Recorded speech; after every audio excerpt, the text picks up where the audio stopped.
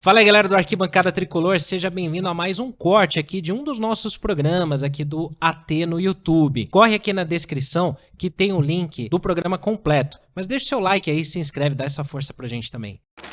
Né? O que eu acho que funcionou e o que não funcionou, para deixar o debate para vocês e ouvir a opinião da Pri também. Porque todo mundo fala assim, tem gente que escuta só uma parte que quer e fala assim, você corneta.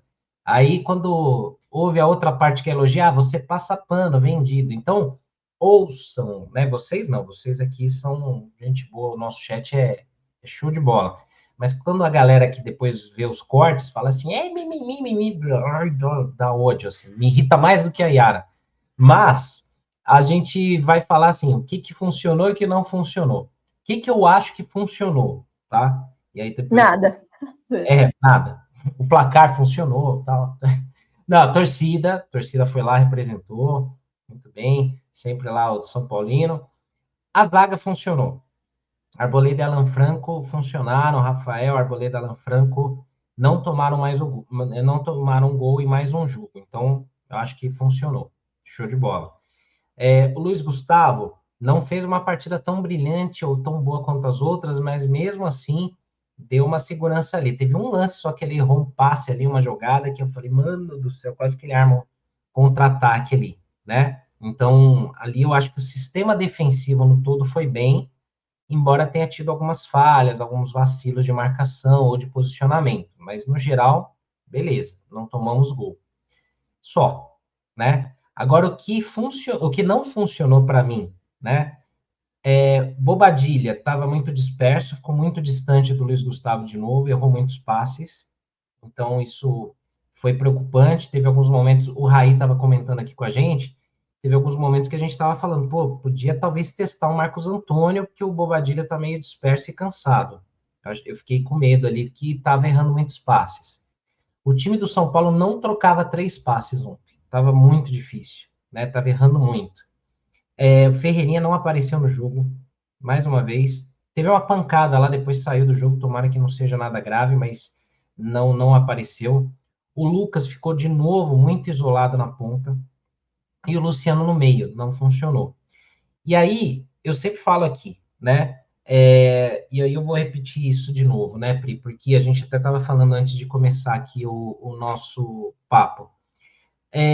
Mais do que a gente falar do Luciano, que assim, pô, ele não é meia, ele não funciona ali, que não sei o que atrapalha o time e tudo mais, e ok. Mas não é o Luciano que se escala, não é ele que fala assim, ó, vou jogar no meio, a camisa 10 é minha e vocês se viram aí. Quem escala ele é o Zubeldia. Então, para mim, a convicção do Zubeldia que está muito errada, porque no jogo de ontem, se você arma um 4-4-2 clássico, sei lá, você arma um time ali que você põe Luciano e Caleri no ataque, o Luciano ofereceria muito mais perigo para o Nacional, que você não ia ter o Caleri isolado como ele ficou. O Caleri não recebeu quase uma bola ontem, teve uma, né? E aí ele estava impedido. E aí ele chuta no goleiro, quase que sai o gol do São Paulo ali no rebote com o Lucas.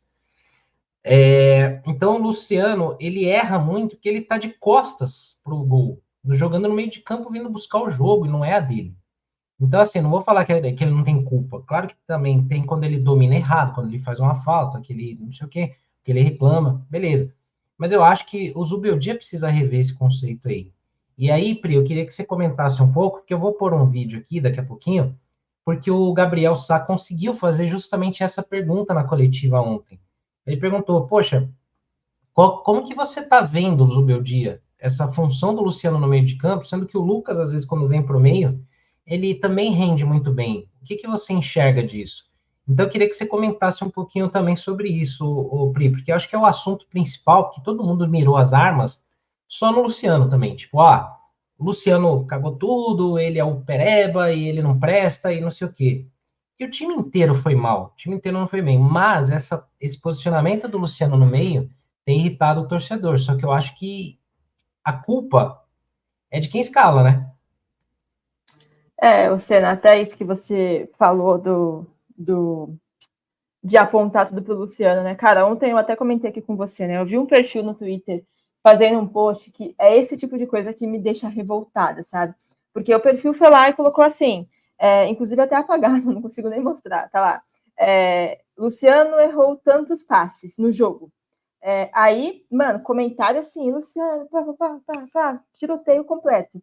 Aí, o seguinte Lucas, mais passes que Luciano errados. É que o Caleri não dá nem para levar em consideração, porque eu não vi o Caleri também, né?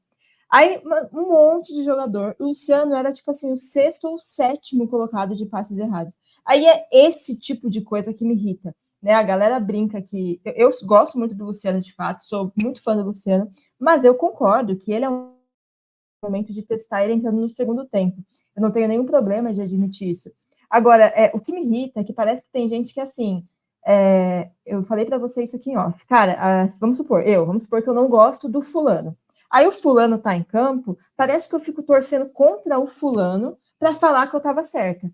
E, cara, tem muita gente que faz isso com o Luciano e isso me tira do sério, cara. Porque se você tá torcendo contra só para falar, olha aí, Luciano, eu avisei, você é horrível, você tá torcendo contra o seu time, cara. Então, assim, se o Luciano tá em campo, cara, tenta torcer por ele, o Luciano, ou não gosta, sei lá, do Bobadilha, tipo, pô, o cara tá lá com a camisa do seu time, sabe?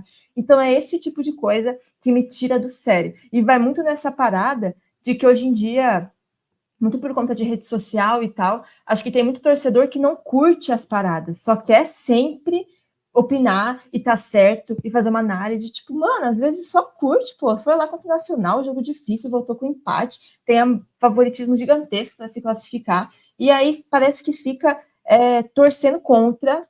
Eu conheço gente assim, muito assim, real, assim, de contato muito próximo, que não gosta da pessoa e torce contra a pessoa só para falar que estava certo. Isso me irrita demais. Dito isso, eu sou uma pessoa que gosta muito do Luciano, mas eu concordo que não orna Luciano e Lucas, né? Porque acaba que um anula o outro.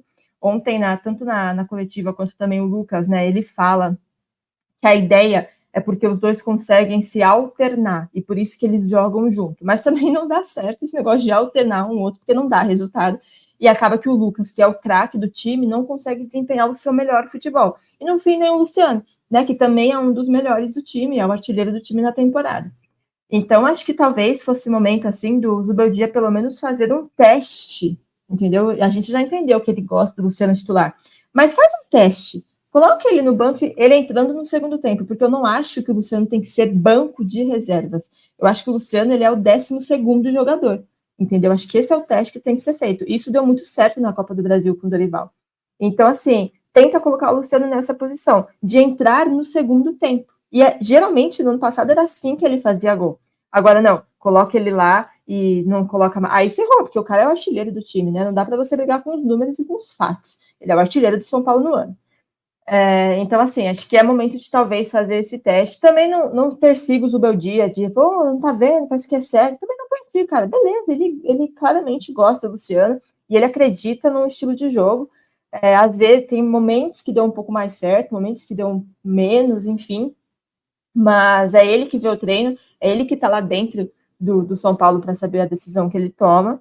A minha opinião é essa, assim, ele é um jogador importantíssimo, não é esse bagre que as pessoas pintam, essa pessoa horrorosa que as pessoas pintam, esse jogador horroroso. Ele é um cara que pode ser o 12º jogador, ficar no banco, entrar e fazer gol, que é o que ele sabe fazer e faz muito bem. E aí, assim, talvez, inclusive com o Lucas no campo, né, deixando o Luciano e Caleri ali na frente e o Lucas continuando no campo. Então, assim, esse é um teste, nem falo que é o formato ideal, tá? Que precisa testar nesse atual time de São Paulo, mas acho que ele poderia fazer esse teste com o Luciano, porque o Lucas não dá, né, para tirar. O Lucas é o craque do time e eu entendo, e ele, de fato, ele não é só porque ele é o Lucas, assim, porque ele desempenha o necessário para poder ter esse status. Mas, no geral, assim, é mais ou menos nessa linha que eu penso do Luciano e da titularidade dele, Senna. Porque assim, não basta só inverter Luciano e Lucas, porque senão o Luciano vai jogar na ponta, e aí é pior ainda, porque ele não rende ali. Como, acho que como que foi o que o leitor, o espectador que falou? Felipe Leonardo, acho que ele fala aqui, em algum momento, eu perdi a mensagem aqui, mas ele fala assim, que ele tem que mudar o esquema tático inteiro para acomodar isso. E aí o Zubeldia não mexe, porque nesse esquema que ele tem, com um meia, 2 pontas e um atacante, fica bagunçado. Então, assim, ele teria que mudar esse formato para que tivesse 2 atacantes, então o Caleri e o Luciano lá na frente, que é onde o Luciano joga melhor, é onde o Luciano faz gol. E aí o Lucas vindo de trás, só que aí ele tem que sacar um que seria o Ferreirinha. Mas, por exemplo, recentemente o Ferreirinha não tá bem. O Ferreirinha não jogou bem nos últimos tempos também, nos últimos jogos aí. Então, não é um pecado, não é você tirar alguém do time.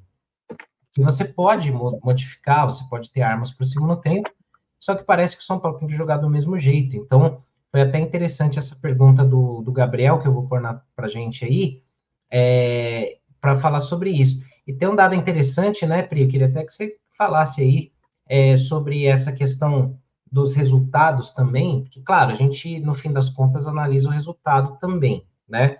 Mas nessas oitavas de final, como é que foram o desempenho dos visitantes, Pri? Pois é, olha só, vou agradecer aqui meu namorado, meu amor da minha vida, que mandou esse dado para mim aqui no WhatsApp. Eu não tinha esse dado de fato, mas, a gente sabia que era bom o resultado do São Paulo fora de casa, ou no mínimo ok, mas não tinha de fato dado, né? Porque foram 8 jogos, obviamente, e os 8 visitantes, apenas 3 times não foram derrotados, que foi o River, o Atlético Mineiro e o São Paulo. E dos 8 visitantes, só o River venceu fora de casa. Então, assim, é Libertadores, sabe? Tá normal, e o São Paulo é privilegiado, óbvio, mérito do São Paulo, do Zubeldia, dos jogadores, de ter voltado com esse 0-0. Exato. Bom, você ficou aí com mais um corte aqui do Arquibancada Tricolor, então se você gostou, clica aqui na descrição, tem um link para a versão completa, aí você deixa seu comentário, seu like e se inscreve no canal.